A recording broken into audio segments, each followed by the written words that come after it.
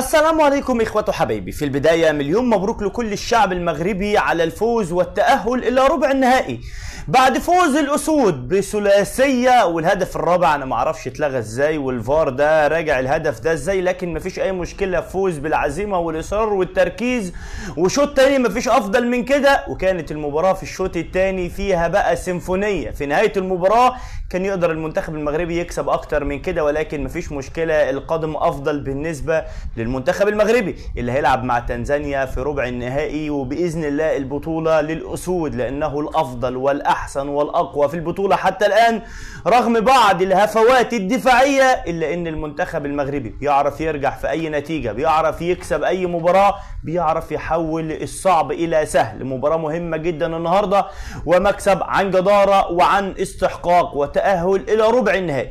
ويمكن في كل التفاصيل دي أنا وقفت عند تصريح مهم جدا، تصريح حقيقي حرفيا. كابتن طارق السكتوي مدرب المنتخب المغربي ما بعد المباراة قال إيه؟ قال لك كرة القدم لا تلعب بالقدم فقط بل بالمبادئ والأخلاق. نحن نمثل الوطن واللاعبون من يستحقون كل الشكر، فما فيش بقى بعد كده.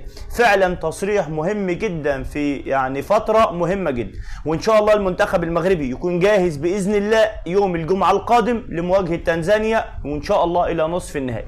مباراة ابتدت من بدري وشفنا الهدف الأول، هدف أول حلو قوي، وعرضية بالعمري وأسامة الملولي على القايم القريب يسرق كل المدافعين ويحط الكرة مفيش افضل ولا احسن من الهدف، وطريقه الهدف وطريقه تسجيله للهدف. والنهارده كان عامل مباراه كويسه جدا، كان هيعمل هاتريك لولا الغاء الهدف الثالث. تحس ان الضغط لما بيروح عن اللعيبه بتعمل اداء كويس جدا.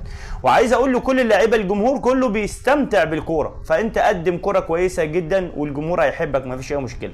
الهدف التعادل اللي كان موجود للكونغو في توفيق قوي مع خطا دفاعي، المدافع بيديها لك على طبق من ذهب، وتعادل المنتخب الكونغولي اللي بقى حس ان هو دخل المباراه، حس ان هو يقدر يعمل حاجه، عمل خطوره كورتين ثلاثه، لكن تماسك المنتخب المغربي وبدا الشوط الثاني افضل بدايه.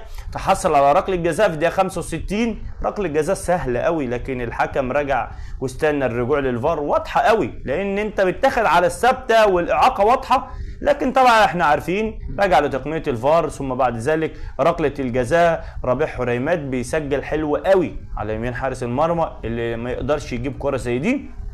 ثم في النهايه بقى في الدقيقه 80 والعرضيه اللي بالمقاس، والملول يخرج لبره يستلم الكره ويحط هدف. نفس الهدف انا شفته بالامس في مباراه توتنهام وبيرنلي، ريتشيلسون اللي هو سجل ثنائيه، نفس التفصيله، رجع لبره ضحك على كل المدافعين وسجل هدف، حرفيا هدف حلو قوي. راجع الهدف ده والهدف ده تلاقيهم شبه بعض، هدف حلو قوي.